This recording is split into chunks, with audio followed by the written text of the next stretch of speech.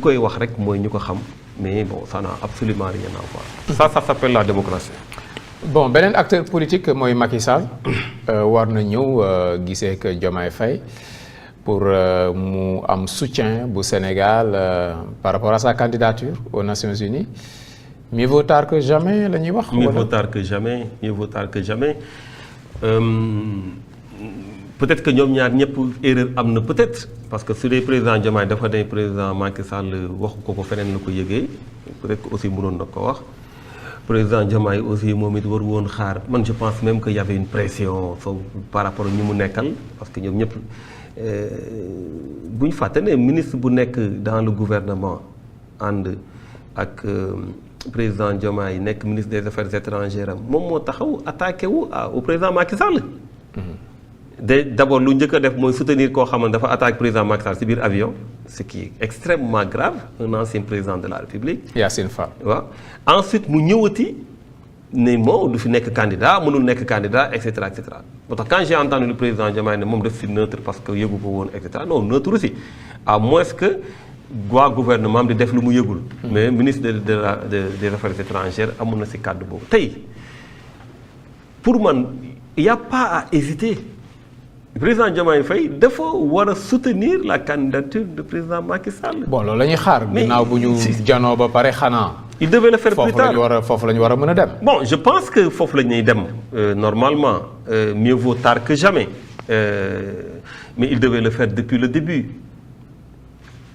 Sénégalais buy jongante à l'international mais waxuma sénégalais buy jongante mais africain.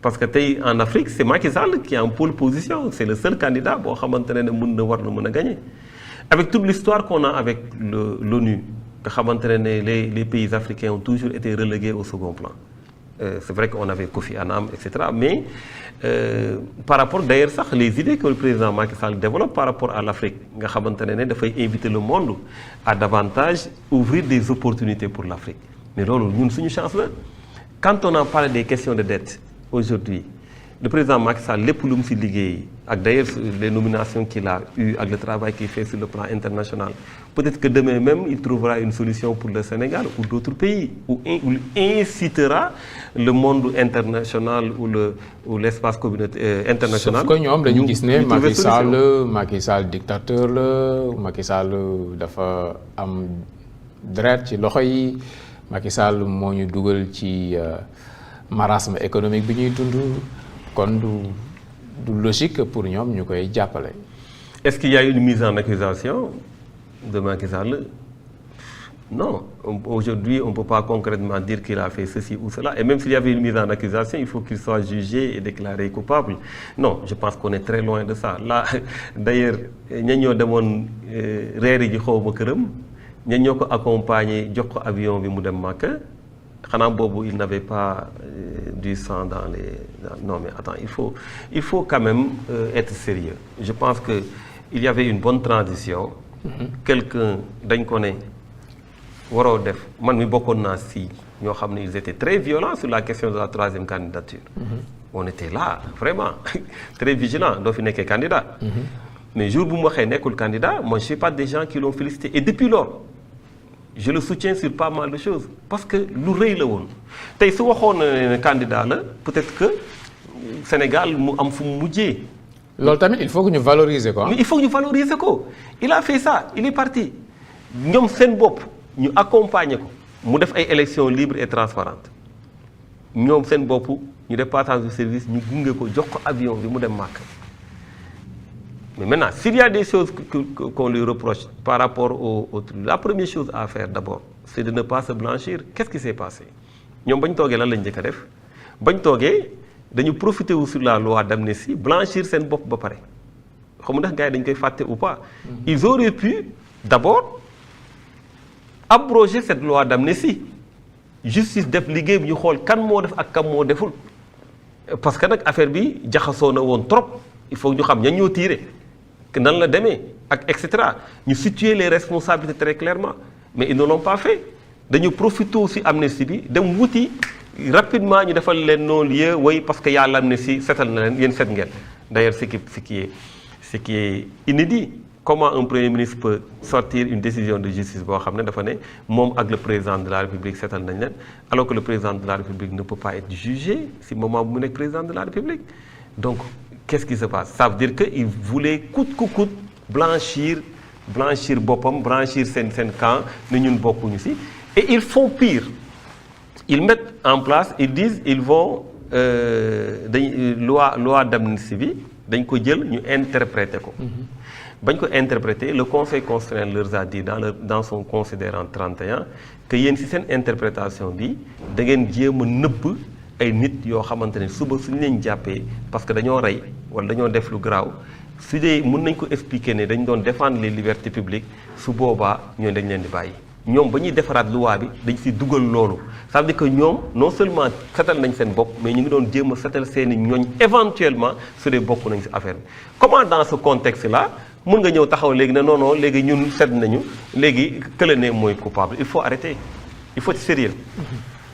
mais ci jamono jooju Diomaye Faye mu ngi waajal taxawal parti politique am waa Pastef ñoom ñu ngi ci seen massification ku jegi ci lu mu nekk opposition bi. waaw ku jegi mu ngi si lu mu nekk moom laa la wax léegi man me concernant ak peut-être beaucoup d'autres nous sommes dans une phase de déconstruction. Je l'ai dit, il faut mettre le doigt où se trouve le mal. lii mooy problème mu Sénégal actuellement xam ngeen problème mu Sénégal dinañ leen indil solution wu Sénégal, c'est ça le plus important. Maintenant man j'ai l'habitude de dire et d'ailleurs c'est une déformation que peut-être ñu bëri am, on parle toujours de l'opposition. Moi j'ai dit non, il y a les oppositions.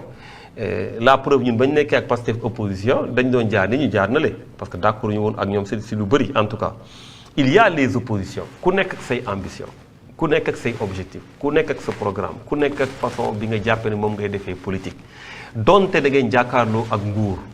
Maintenant nag s'il y a des points de convergence, s'il peut y en avoir, bien entendu il faut les créer.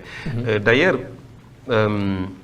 par rapport ak par exemple la loi, la révision de la constitution bi gis ngeen une bonne partie de l'opposition s'est retrouvée pour xeex loolu. Donc lorsque l'état de droit ou la démocratie est menacée, bien entendu il y a toujours ce réflexe de se mettre ensemble.